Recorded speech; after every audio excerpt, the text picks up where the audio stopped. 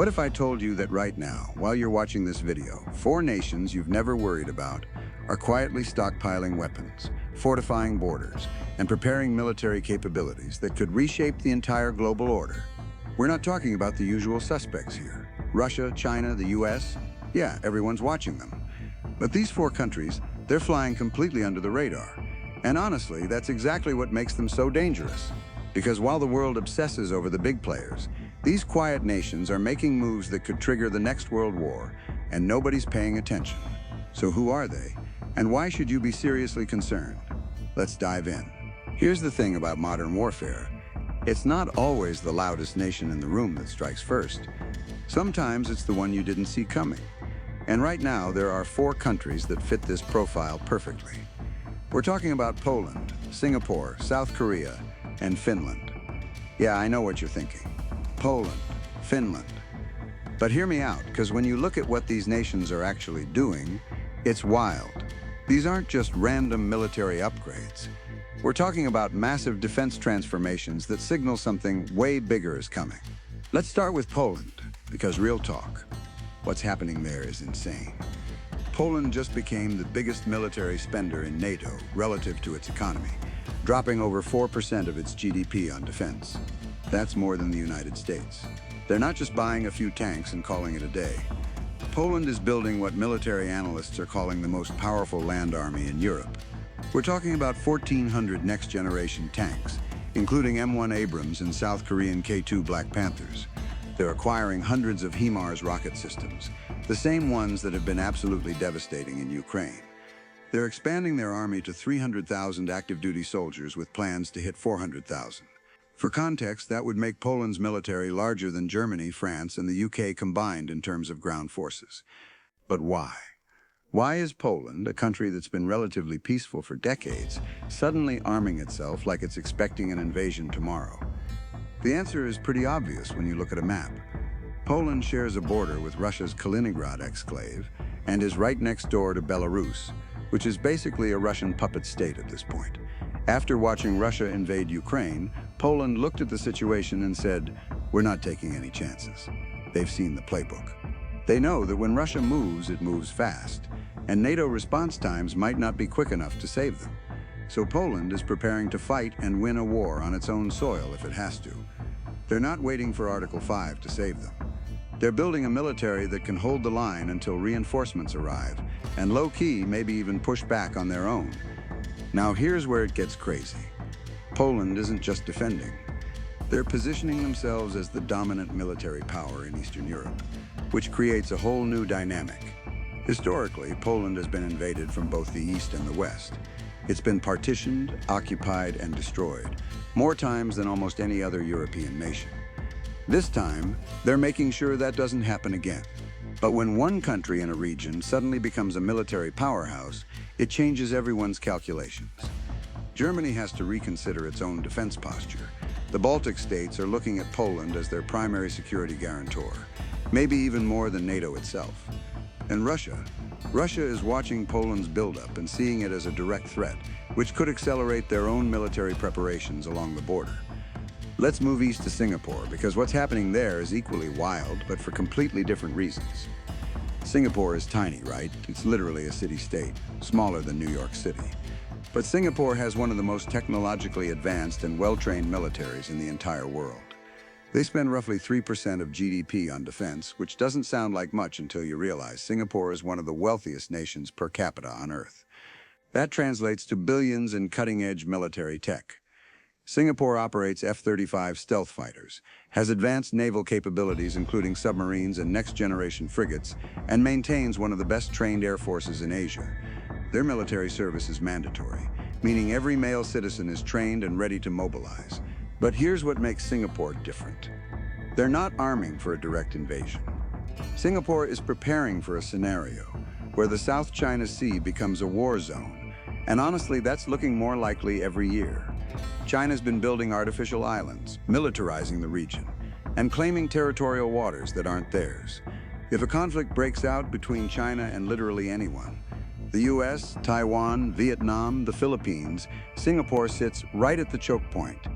The Strait of Malacca, which runs right past Singapore, is one of the most critical shipping lanes in the world. Something like 80% of China's oil imports flow through there. 40% of global trade passes through that strait. So Singapore isn't just defending itself.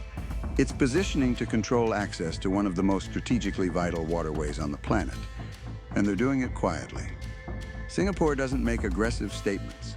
They don't threaten anyone. But behind the scenes, they're building a military capable of shutting down the Strait of Malacca if they need to. Imagine a scenario where tensions between the US and China escalate. China tries to blockade Taiwan. The US responds by moving carrier groups into the region. Suddenly, Singapore becomes the most important neutral party in the entire conflict, because whoever controls the strait controls China's energy supply. And Singapore has been preparing for this exact moment for decades. Now let's talk about South Korea, because look, everyone knows North Korea is a threat. That's obvious. But what's not obvious is how dramatically South Korea has been transforming from a defensive military posture to an offensive one. South Korea has always had a strong military. They kind of had to with North Korea right there. But recently, something shifted. South Korea isn't just preparing to defend against a North Korean invasion anymore. They're preparing to end North Korea as a threat permanently if war breaks out. South Korea has developed some of the most advanced weapon systems in the world. They've got indigenous ballistic missiles that can strike anywhere in North Korea with precision. They're building aircraft carriers, which is insane for a country that's never projected naval power beyond its immediate waters. They've invested heavily in cyber warfare capabilities, because any conflict with North Korea will be fought as much in the digital realm as on the battlefield. And they've been buying and building advanced fighter jets, tanks, and artillery at a pace that suggests they're not thinking about defense. They're thinking about regime change. Here's the thing, though. South Korea's military buildup isn't just about North Korea anymore. It's about China. South Korea has watched China's rise with increasing anxiety. They've seen how China uses economic leverage to bully neighbors. They've seen China's military expand into their waters. And they've realized that in a major conflict, South Korea could easily become a battleground between the US and China, just like they were in the 1950s. So South Korea is preparing for a two-front scenario. Fight North Korea while simultaneously deterring or defending against Chinese aggression. That's an incredibly complex military challenge, and the fact that South Korea is even attempting it shows how serious they are. But wait, there's more.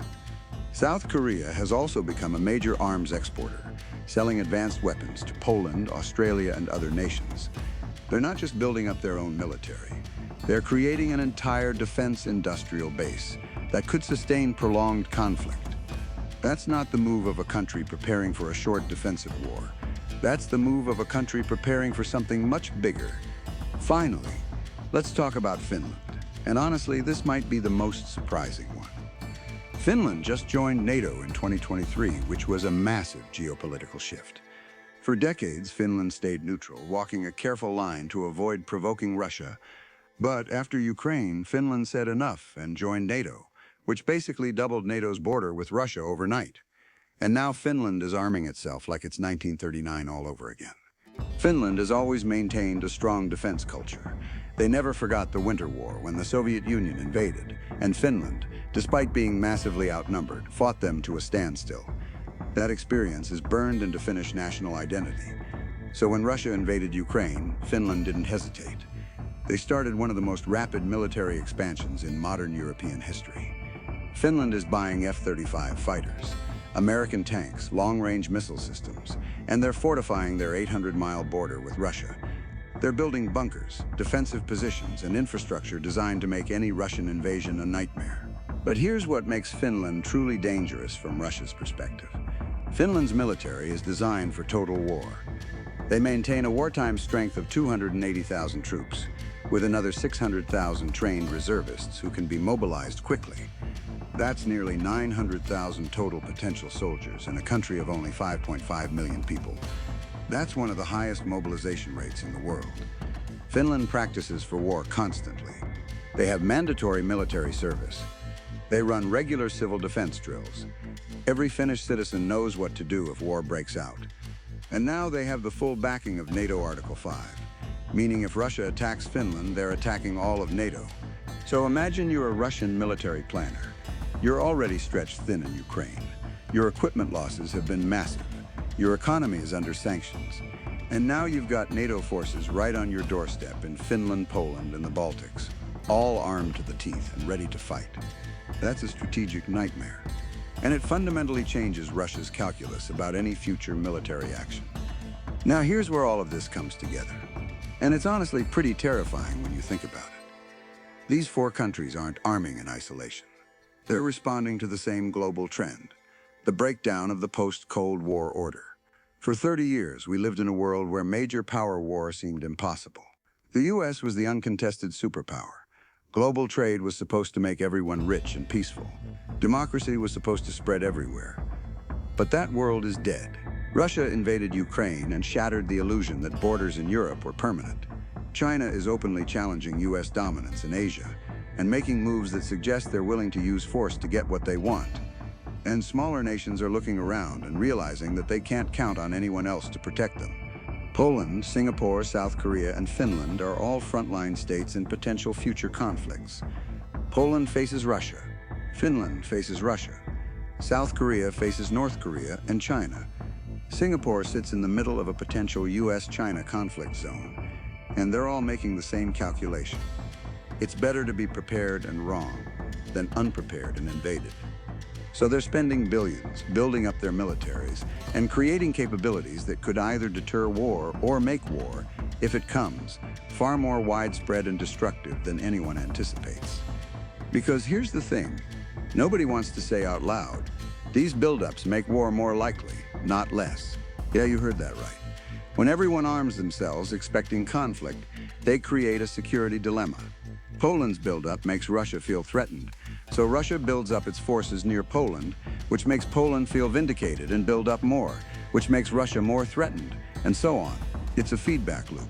The same thing is happening with South Korea and North Korea, with Finland and Russia, with Singapore and the regional powers around it. Everyone's arming for defense, but from the other side's perspective, it looks like preparation for offense. And in a world where everyone's armed and expecting war, accidents become catastrophic.